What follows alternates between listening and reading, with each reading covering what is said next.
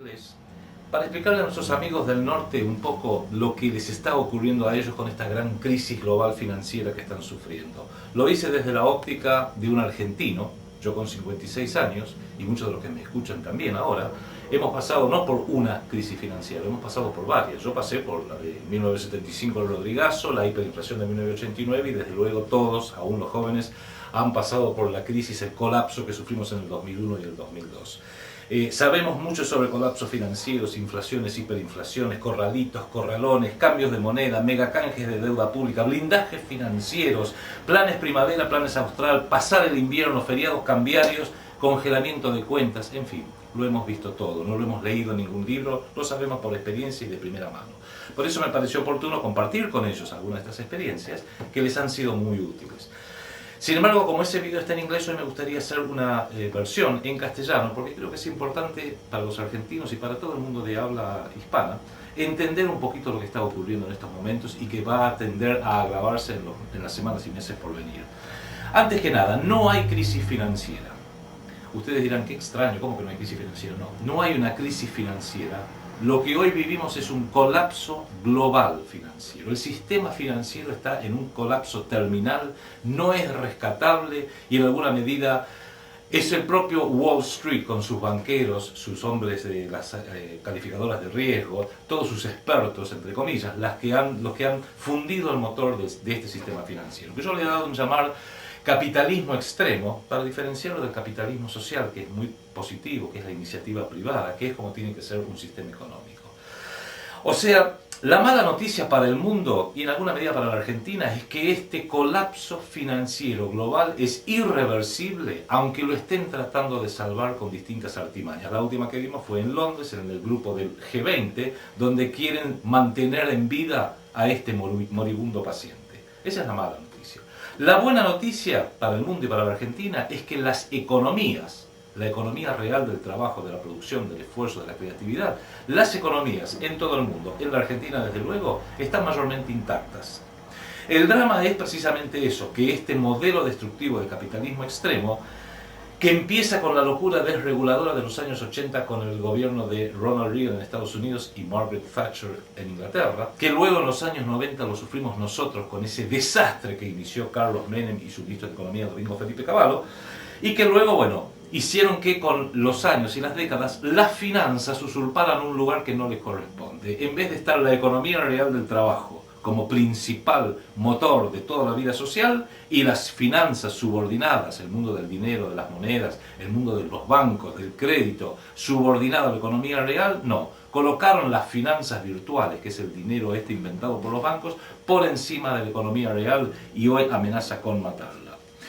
En rigor de verdad, la economía real, insisto, el trabajo, la producción, el esfuerzo, el estudio, la voluntad, crece en forma aritmética para fabricar autos, casas, alimentos, lo que a usted se le ocurra, brindar servicios. El crecimiento es aritmético. 1, 2, 3, 4, 5. Voy aumentando la producción de autos o de calefones o de lo que fuere. Pero las finanzas crecen en forma geométrica porque lo que uno hace es todo virtual. Lo vuelca en una planilla Excel y está comprobado que jamás una planilla Excel se ha quejado porque haya demasiados ceros. A lo sumo le pide que le amplíe la columna, nada más.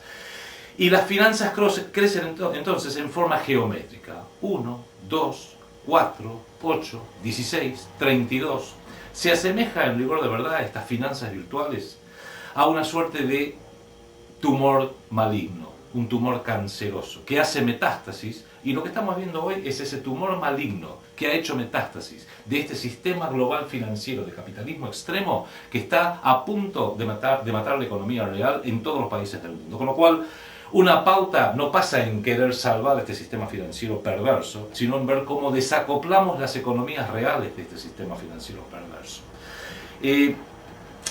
Una paradoja, si uno deja que el capitalismo extremo a sus libres anchas haga todo lo que se le ocurra, crezca como quiera, porque el crecimiento parece que ha sido una de las pautas de los últimos 20 años, llega a un punto tal que termina desembocando en un sistema soviético, porque fíjese hoy la paradoja, en Estados Unidos el Estado hoy ya se ha tenido que hacer cargo y es dueño de grandes bancos, de grandes compañías de seguros, de grandes instituciones hipotecarias, a punto de ser dueño de un par de plantas automotrices, la General Motors, Ford, de líneas aéreas, con lo cual, si hay dos extremos que se tocan, tanto que se ha usado esa frase, es precisamente el del capitalismo y el del comunismo que hemos visto morir en los años 90. Porque en definitiva, este sistema de capitalismo extremo desemboca en un sistema absolutamente marxista, absolutamente comunista, por así decirlo.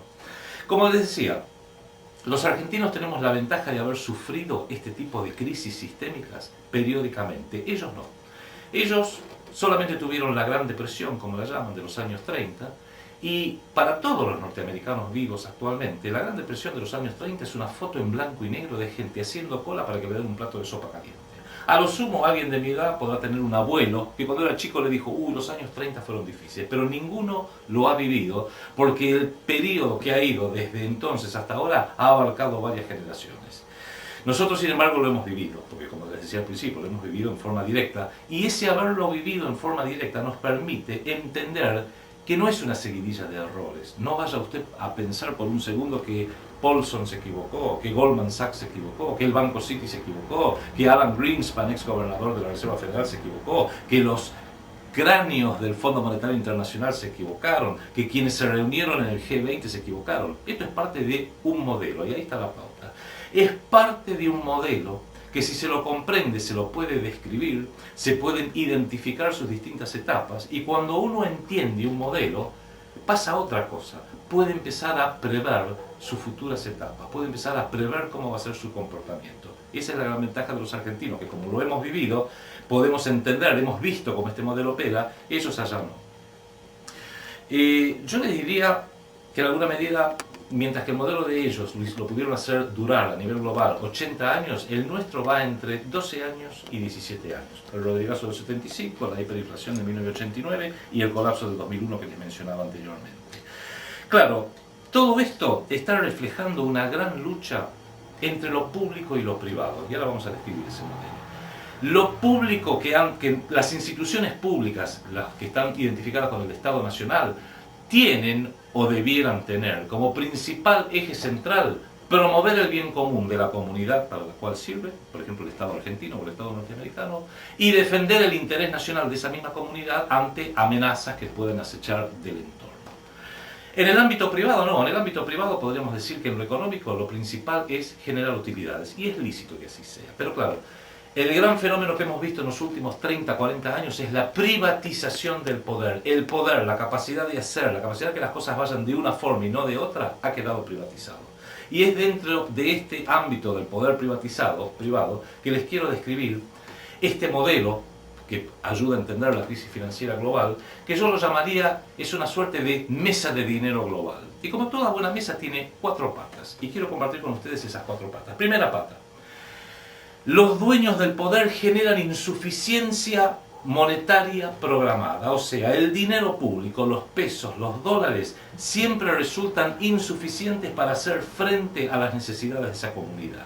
¿De qué manera? Copando, controlando el Banco Central, que es la entidad emisora, con lo cual siempre esa comunidad, sea en Argentina, sea en Estados Unidos, en tiempos normales, carece del dinero suficiente para poder hacer todo lo que tiene que hacer. La cantidad de moneda que debiera emitir un Estado es algo calculable, no lo vamos a calcular ahora, pero es una fórmula que surge de la población, del territorio, de los niveles de actividad, de la velocidad de circulación del dinero y del proyecto nacional que tiene un país como Estados Unidos, o del que carece por completo como la Argentina, que nuestros dirigentes ignorantes no tienen la más remota idea de cómo preparar un proyecto nacional. Pero lo importante es que la moneda pública siempre tiene que estar en manos del Estado y tiene que ser un monopolio del Estado. Con lo cual, la primera pata es copar el Banco Central para que siempre haya insuficiente cantidad de moneda pública.